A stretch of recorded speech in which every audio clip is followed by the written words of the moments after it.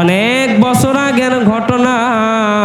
ইমাম আহমদ ইবনে হাম্বল রহমতুল্লাহি আলাইহি নিজে একটু হাদিস সংগ্রহ করার জন্য বাহির হয়েছিল।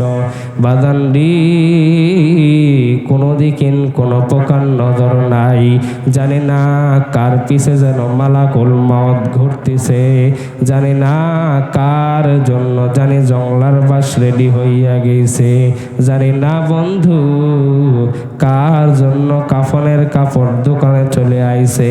আমার ভাইরে, আমার বন্ধুরে, ইমাম আহমদ ইবনে হাম্বল রহমতুল্লাহি আলাইহি এইবার হাদিস সংগ্রহ করার জন্য বাহির হইছেন। খেয়াল করিয়া শুনবেন বন্ধু, ও পারবাগাপুরের মুসলমান, শোলগাছের মুসলমান, নওগাঁ জেলার ভাই বাবরা বন্ধুরি, ইমাম আহমদ ইবনে হাম্বল রহমতুল্লাহি আলাইহি এইবার হাদিস সংগ্রহ করার জন্য যখন বাহির হয়েছেন, হাঁটতে হাঁটতে হাঁটতে হাঁটতে মাগরিবের আযান দিয়ে দিয়েছে। বাদানডি ইমাম আহমদ ইবনে হাম্বল রহমতুল্লাহি আলাইহি মাগরিবের নামাজ মসজিদের ভিতর পড়ল। পড়ার পর এইবার জিকিরের ভিতর বসিয়া গেলেন। আমার ভাই, আমার বন্ধুগণ, খুব মনোযোগ দিয়া শোনা চাই, কোনো দিকিন কোনো প্রকার নজর দেন না। ইমাম আহমদ ইবনে হাম্বল রহমতুল্লাহি আলাইহি নামাজের পর জিকিরে বসে গেলেন। এইবার জিকির করতে করতে এশার আযান দিয়া দিয়েছে। বাদানডি রাস্তার বাহিরে যারা রাস্তায় ঘোরাফেরা করতেছেন, প্যান্ডেলের বাহিরে অনেকজন কপাল পোড়া, যারা সামিয়ানার নিচে আছেন এরাই হচ্ছে ভাগ্যবান। ওরা বুঝে না বন্ধু, বুঝলে আর রাস্তায় ঘোরাফেরা করতো না। এইবার ইমাম আহমদ ইবনে হাম্বল রহমতুল্লাহি আলাইহি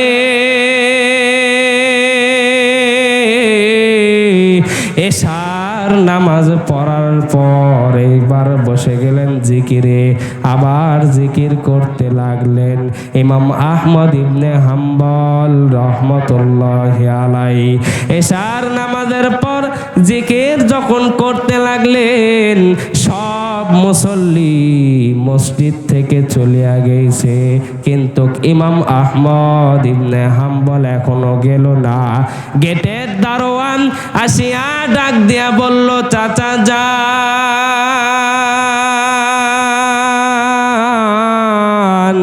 সব মুসল্লি চলিয়া গেল, কিন্তু এখনো আপনি কেন গেলেন না? এইবার ইমাম আহমদ ইবনে হাম্বল ডাক দিয়া বলল, যুবকরি,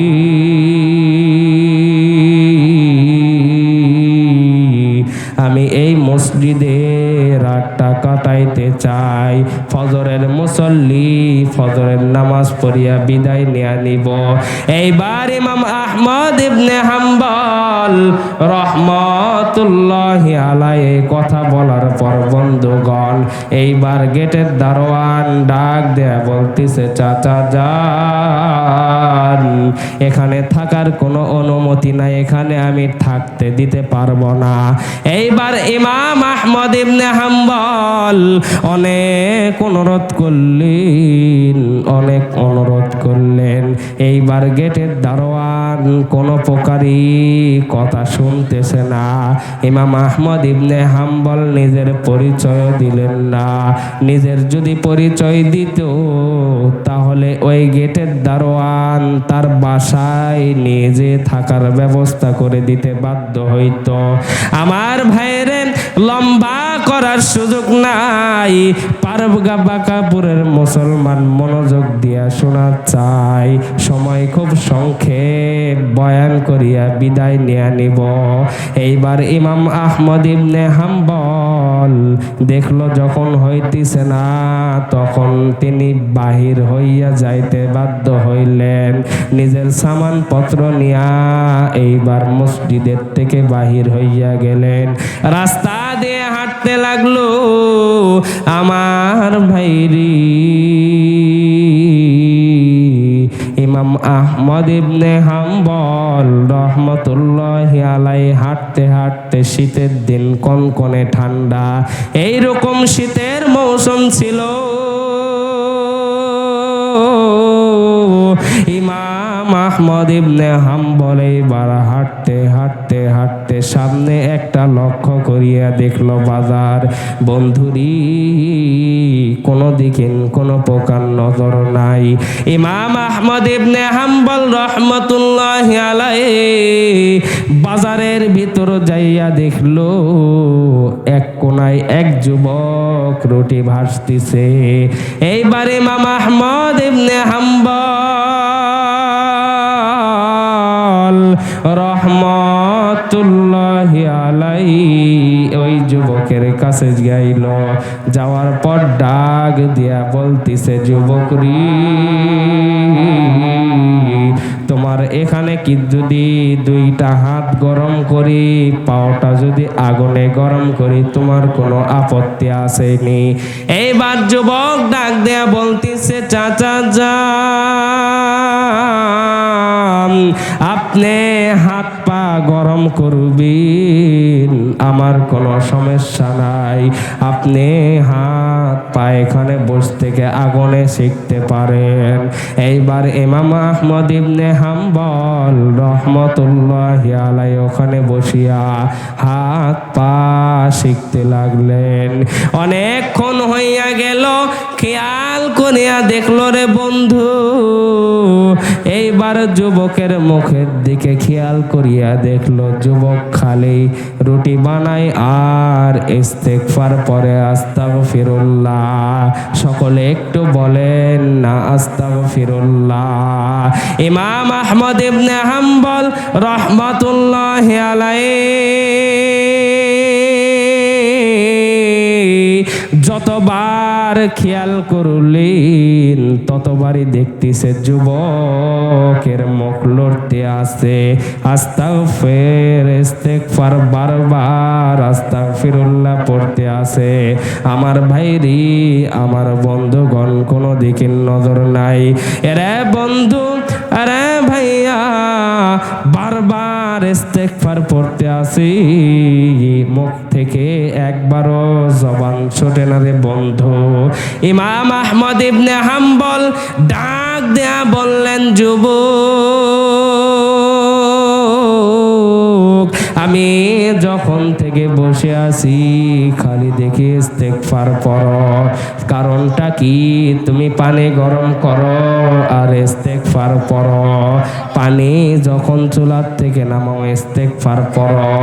যখন পানি রুটিতে ঢালতেছ তখনও ইস্তেগফার পড়ো। রুটি যখন বানাইতেছ তখনও ইস্তেগফার পড়তেছ রে যুবক। বলো বলো যুবক, কারণ কি? যুবক ডাক দেয়া বলল, চাচা যান, আজ পর্যন্ত এই প্রশ্ন আমাকে কেউ করেনি, আপনি যেহেতু করলেন তাহলে আমি উত্তর দিই। এইবার যুবক ডাক দেয়া বলল, চাচা যান, আজ থেকে আমি যতদিন ইস্তেগফার পড়ছি, পূর্বেও যতদিন পড়ছি, সামনেও আল্লাহ বাঁচায়া তুলে যতদিন পড়ব, কিন্তু আল্লাহ এই ইস্তেগফার পড়ার কারণেই আমাকে এত পছন্দ করেছে। আল্লাহ আমাকে আশিরে মুবাশশারা বানায় দিয়েছে। সকলে আওয়াজ ছেড়ে বলুন আল্লাহু আকবার। আরে বন্ধু, কেন দিল থেকে মায়া ছোটে না? আর একবার সকলে মনে দরদ নিয়ে বলেন না আল্লাহু আকবার। জোরে বলেন না ভাই আল্লাহু আকবার। আমার ভাই, আমার বন্ধু, এইবার যুবক ডাক দেয়া বলল, চাচা যান, আজ থেকে যতদিন আমি ইস্তেগফার পড়ছি পূর্বে এমন কোনো দোয়া নাই, এমন কোনো দোয়া নাই আল্লাহ আমার দোয়া কবুল করে নাই। সকলে জুড়ে দিল থেকে বলি না সুবহানাল্লাহ। আমার ভাইরে, আমার বন্ধুগণ, এখানে আমি কোনো হাসাহাসি করতে আসি নাই, এখানে আমি কোনো জোকারি করতে আসি নাই অন্য অন্য বক্তার মতো। বন্ধুরে, কোরআনের মাহফিল, কোরআন হাদিস থেকে কথা কয়ে বিদায় দিয়ে নিব বাজান রে। আর অল্প সময়ের ভিতর বয়ান ফিনিশিং করিয়া বিদায় নিয়ে চলিয়া যাব। ইমাম আহমদ ইবনে হাম্বল অবাক হইয়া গেলেন।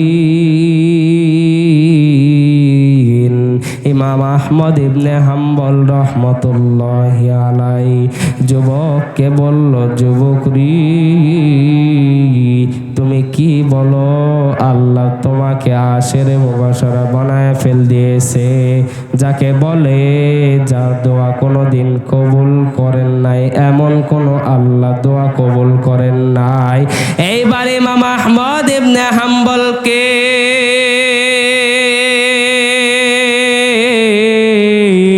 যুবক আবার ডাক দিয়ে বলল, চাচা যান, কিন্তু এখনো আল্লাহ একটা দোয়া কবুল করেন নাই, এখনো আল্লাহ একটা দোয়া বাকি তুইছি।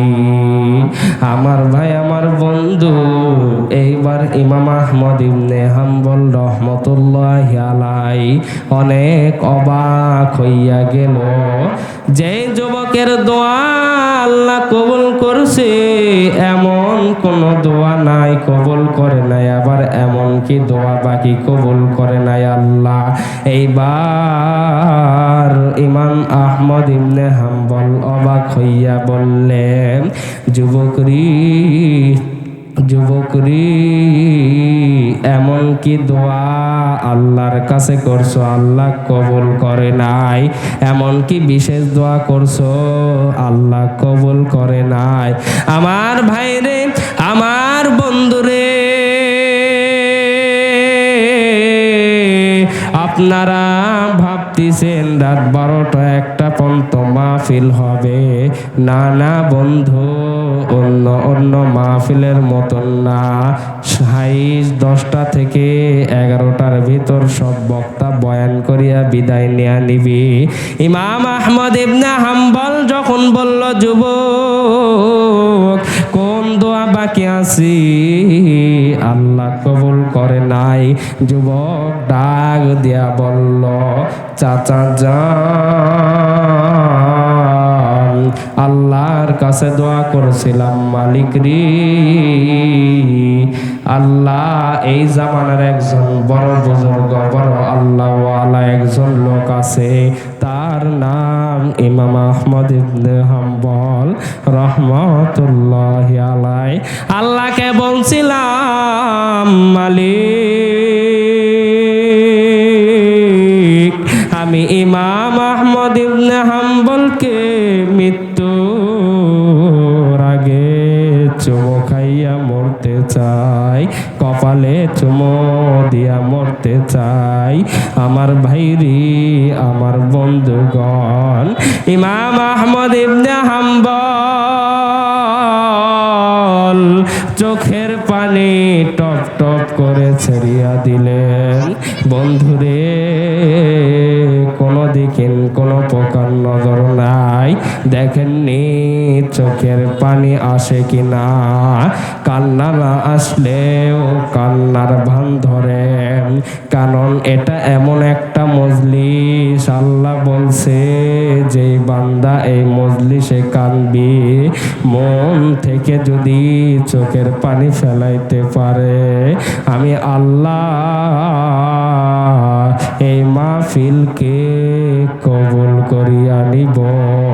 জানি না বন্ধু কার দোয়ার কারণে মাহফিল আজকে কবুল হইয়া যাবে, জানি না।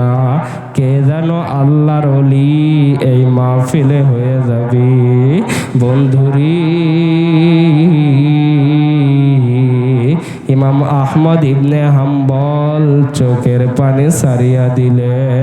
যুবক ডাক দেয়া বলতিছে, চাচা যান, ইমাম আহমদ ইবনে হাম্বলকে খোঁজার জন্য আমি অনেক ছটফট করছি, অনেক খোঁজার চেষ্টা করছি।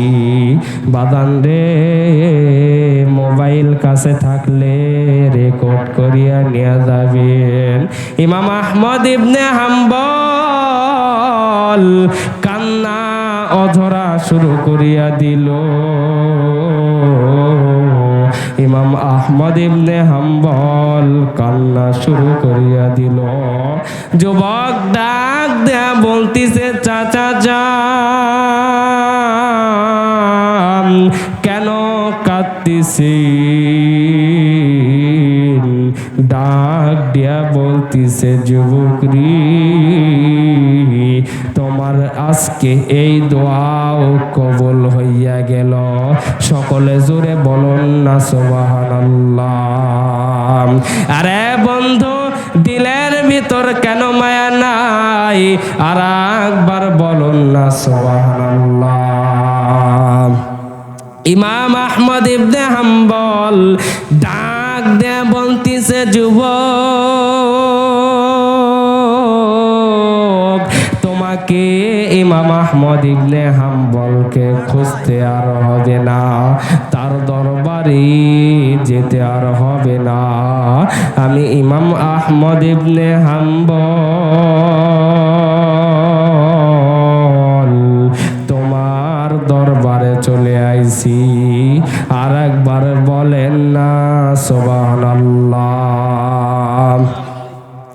ইমাম আহমদ ইবনে হাম্বল রাহমাতুল্লাহি আলাইহি যখন এই কথা বলল, যুবক চোখের পানি ছেড়ে দিয়ে আল্লাহকে ডাক দেয়া বলল, মালিক রে, আজকে আমার এই দোয়াও কবুল করিয়া নিল। কবুল করিয়া নিলেন। আপনার কাছে আমি কোনোদিন বাড়ি গাড়ি চাই নাই, কোনোদিন টাকা পয়সা চাই নাই। আমি শুধু চাইছিলাম আপনি আমাকে ইমাম আহমদ ইবনে হাম্বল নামে বুজুর্গ মানুষ, বড় আল্লাহওয়ালা একজন বুজুর্গ মানুষ, তার সাথে দেখা করিয়া দিবেন। মালিক রে, আমি কোনোদিন ভাবতে পারি না আমার কাছে ইমাম আহমদ ইবনে হাম্বল চলে আসবি।